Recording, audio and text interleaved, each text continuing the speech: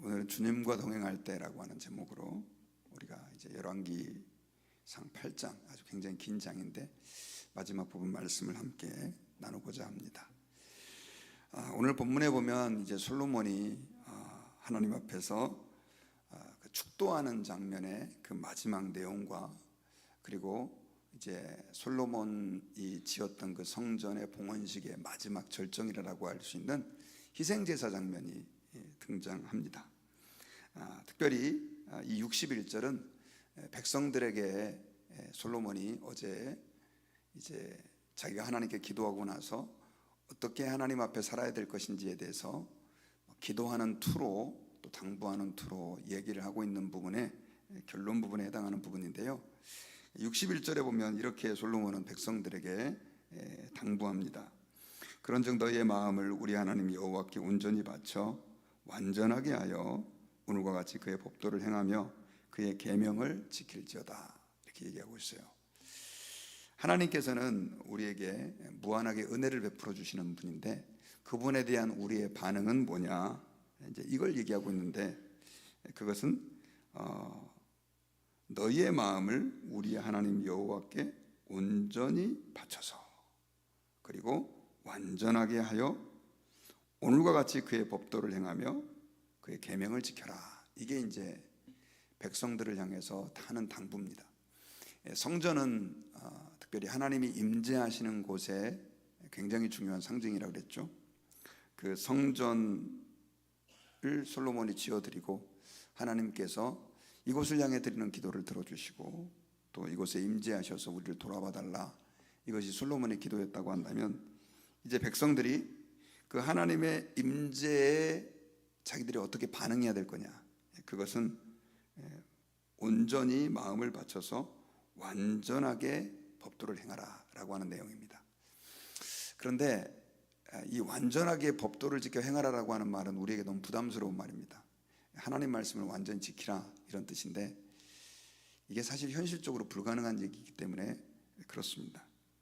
그래서 많은 그리스도인들이 이 온전하게 행하라, 특별히 완전하게 행하라, 뭐 이런 말씀들을 그래서 그냥 이거는 나하고 상관이 없나 보다 하고 이렇게 지나쳐 버리는 분들이 많습니다. 특별히 그러나 이 본문에서 이 완전하게 행하라 라고 하는 말, 완전하게 그의 법도와 그의 계명을 행하라라고 하는 말은 오늘날로 말하면 주님과 동행하라 라고 하는 말로 우리가 해석을 할 수 있어요.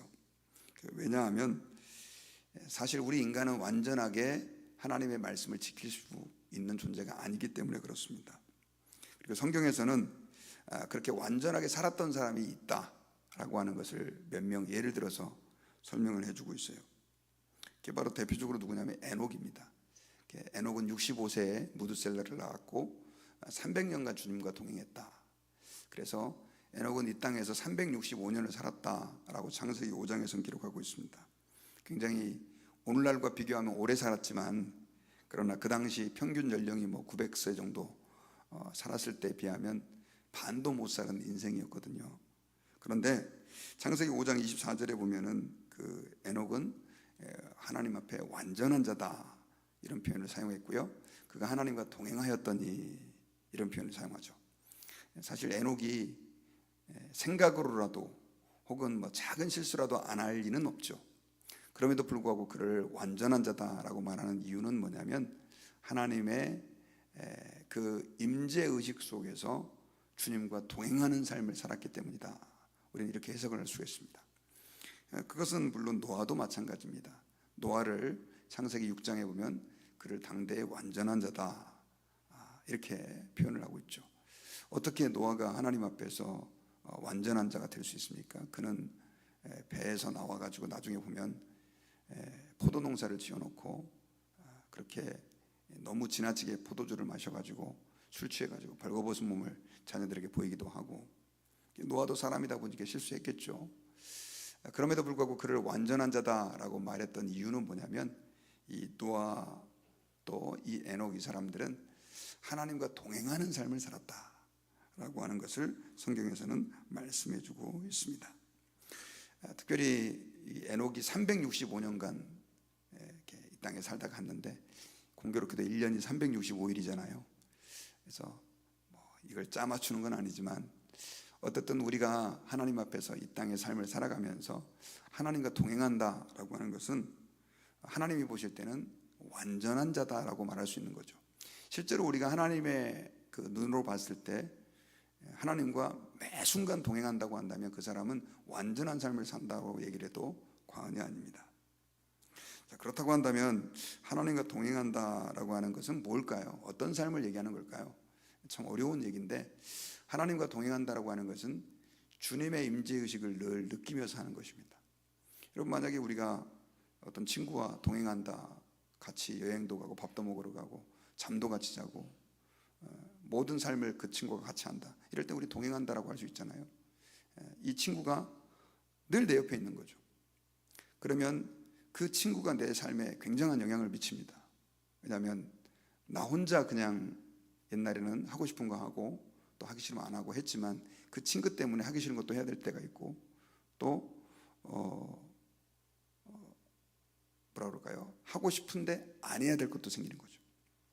하나님과 동행한다라고 하는 것은 그겁니다. 하나님이 저 우주 건너편에서 기도할 때만 뿅 나타나가지고 알라딘의 마술래프처럼 우리에게 역사하는 게 아니라, 하나님이 내 모든 삶에서 자고 밥을 먹고 일하고 가정에서 사람을 만나고, 물론 교회에서 예배드릴 때는 마찬가지고, 이게 주님과 동행하는 삶을 사는 것이죠. 많은 성도들이 그냥 교회 와서 예배드릴 때만 하나님께 기도하고, 또 하나님이 어떤 분들은 예배당 천장에 계시다가 내가 기도하면 내려와가지고 응답해 주시고, 또 가면 세상으로 살아가고 똑같이 이렇게 생각하는 성도들도 있어요. 주님과 동행하는 삶이라고 하는 것은 그것을 의미하는 게 아니라 나의 모든 삶, 자고 일어서고 밥을 먹고 그런 삶 가운데 주님이 나와 함께 하신다는 것을 의식하는 것입니다. 그리고 주님은 실제로 말씀으로 저희와 동행하시는 하나님이세요. 그래서 우리가 그런 삶들을 살아야 되는데, 은혜로운 하나님 앞에 우리의 마땅한 반응은 바로 그렇게 주님과 동행하려고 애를 쓰는 것이죠. 여러분들은 여러분들의 삶의 현장에서 어떤 삶들을 살고 계십니까? 정말 우리가 솔로몬이 오늘 본문에서 이스라엘 백성들에게 당부하는 결론의 말씀으로, 너희들은 완전하게 온전하게 마음을 다하고 완전하게 행하라, 그의 계명과 윤례를 지키라라고 하는 것은 오늘날 우리가 주님 앞에서, 은혜로운 주님, 자비로우신 주님 앞에서 최선을 다해서 주님과 동행하려고 하는 삶의 노력이다라고 규정할 수 있습니다. 그렇게 할 때 우리에게는 어떤 은혜가 나타나느냐면 감사가 나타납니다. 오늘 이 본문 뒷부분에 보면 이 솔로몬이 이 백성들에게 일종의 설교 비슷하게 축복의 말씀을 전한 이후에 희생제사를 드리는 부분이 나오는데, 이 규모가 어마어마합니다. 이 희생제물을 드린 부분이 이제 62절부터 등장하는데, 우리 63절에 보면 여호와께 드린 소가 22,000마리, 1,000번제도 아니고요, 22,000마리의 소를 드렸습니다. 그리고 양이 12만 마리. 자, 22,000마리의 소를 잡아서 죽인 거죠. 그리고 양은 12만 마리를 죽인 겁니다. 재작년인가요? 그 구약학을 전공하신 김경렬 교수, 제가 한국에서 신학대학원을 다닐 때 그분이 쓴 히브리어 단어책 가지고 공부를 했었는데, 교수가 되가 나타나가지고 너무 반가웠습니다. 구약에 대해서는 정말 전문가인데, 그분이 여기 하나로 교회에서 강의를 하셔가지고 제가 그분 강의를 좀 들었었어요. 구약 레위기에 대한 부분인데, 거기서 이제 이런 부분이 나와요. 구약의 성전, 또 번제단, 또 기구들. 근데 굉장히 디테일하게 그분이 묘사를 하셨어요. 여러분, 제가 지난번에 성전 그림도 보여드렸지만 성전이 무슨 큰 도시만큼 큰 게 아닙니다. 성전 조그마했습니다. 물론 뭐 그렇게 작은 규모는 아니지만, 사실 번제단이다라고 하는 것도 지금 뭐 이렇게 다 해봐야 그렇게 우리 예배당보다 도 크지 않습니다. 그 좀 한 5m 정도. 그것도 솔로몬의 성전은 좀 넓게 만들어서 그 정도예요. 거기다가만 제사를 드려야 되는 거예요. 22,000마리를 도저히 드릴 수가 없죠.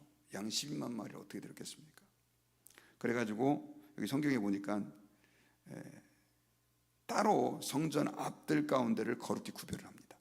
그래서 그 번제단에 그 많은 2만 2천 마리의 소와 12만 마리의 양을 드릴 수가 없어가지고 따로 번제단이 말고 다른 장소를 구별해가지고 거기서 별도의 제단을 만든 거예요. 그래서 번제와 소제와 감사 제물을 드렸는데 그 별도의 제단에도 아마 하나만 만들었을 리는 없다. 그 많은 양을 소화해 내기 위해서는.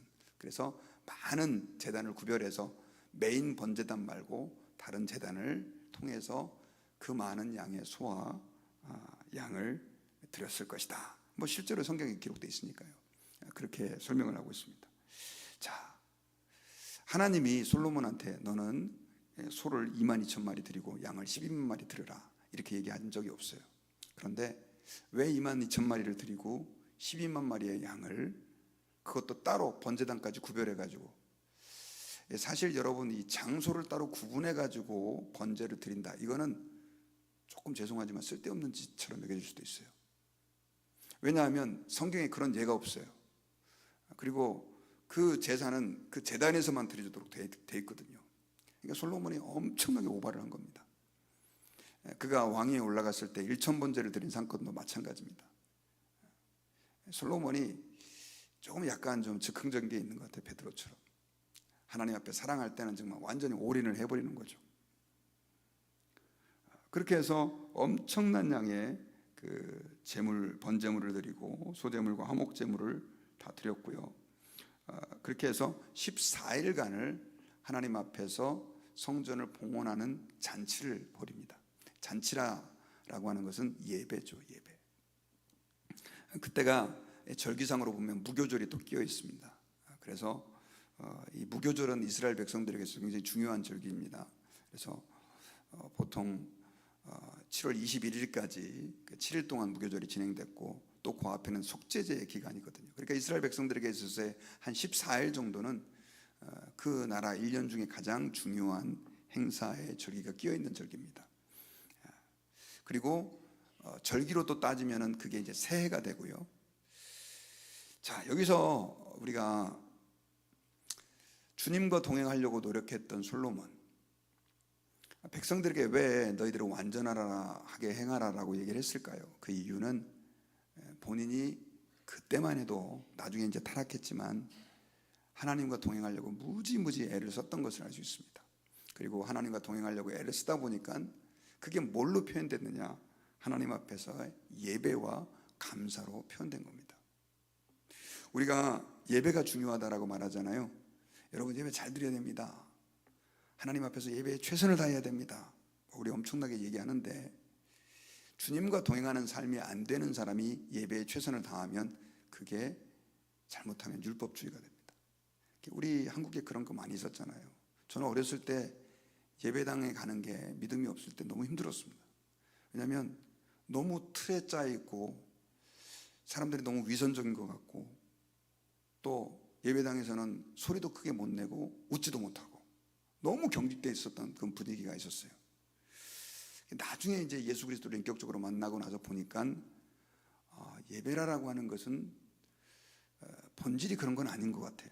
그래서 예배를 조금 더 은혜롭게 드리기 위해서 저도 참 많은 시간 동안 애를 써봤습니다. 여러분 우리가 하나님 앞에서 드리는 감사가 만약에 이렇게 해야 되니까 감사하고 또 이렇게 해야 되니까 예배하고 라고 하는 하나의 의무감에서 비롯된 것이라고 한다면 참 불행하죠. 우리 인간에게 있어서. 솔로몬이 이렇게 오버하면서 2만 2천 마리 12만 마리의 양을 그것도 제단까지 구별해서 드릴 수 있었던 것은 백성들에게 한 그의 당부, 여러분 주님과 동행하시고 주님 앞에 완전하게 행하십시오라고 하는 그 말의 신앙 고백의 표현이라고 그렇게 보여집니다. 오늘날도 우리가 이 땅을 살면서 하나님 앞에서 주님과 동행한다고 한다면 저는 그 사람의 예배가 형식적일 수가 없고 또 그 사람의 감사가 마지못해서 해야 되는 감사일 수 없다고 믿습니다. 우리는 하나님과 동행할 때 진정으로 예배자가 될 수 있고 하나님 앞에 감사하는 사람이 될 수 있다는 사실을 우리 절대 잊어버리면 안 됩니다. 이 욥기에 보면 욥은 당대 의로운 자다라고 표현을 하고 있잖아요. 그는 늘 하나님과 동행하려고 애를 썼던 사람인데, 그가 하는 일을 보면 생일 때마다, 자녀들의 생일 때마다 꼭 자녀들을 위해 번제를 드립니다. 그거 안 해도 되는 거거든요. 생일 때마다 번제 드리라는 게 성경에 어디 있습니까? 그런데도 그 자녀들이 하나님 아버지 앞에서 혹시 범죄했을까 봐 나 자신뿐 아니라 그 자녀들이 하나님 앞에서 서 있는 모습까지도 신경 써가면서 하나님을 섬겼던 사람이죠. 그런데 사단이 결국 이 욥을 시험을 하지 않습니까? 그래서 하루아침에 자녀들이 다 죽고 재산도 다 뺏기고, 그때 욥이 하나님 앞에서 이런 고백을 합니다. 주신 자도 여호와시오 취하시는 자도 여호와시니 여호와의 이름이 찬송을 받을지어다. 아무도 이해를 못했습니다.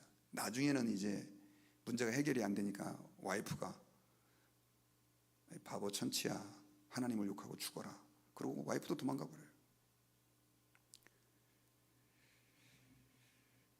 그런데도 불구하고 욥은 끝까지 하나님에 대한 감사의 마음과 그리고 하나님에 대한 그 예배자로서의 마음을 잃지 않죠. 물론 이제 나중에 끝에 잠깐 흔들려서 하나님께 혼나지만, 어쨌든 이런 과정 속에서 우리가 기억해야 될 것이 있습니다.